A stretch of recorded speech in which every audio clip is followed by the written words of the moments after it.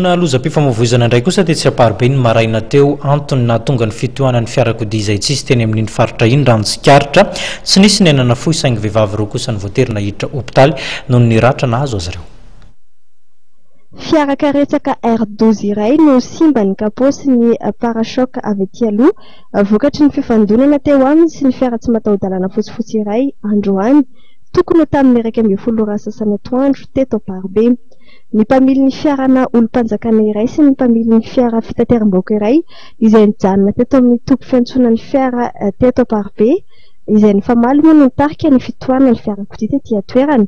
Tamin'ny fotoana indrindra nefa no nisososavany Ambatonakanga ilay fiarakaretsaka izay tapaka isatra ka nandona moto iray izy vao nandona ilay fiara tsy mataho-dalana avy etỳ aoriana.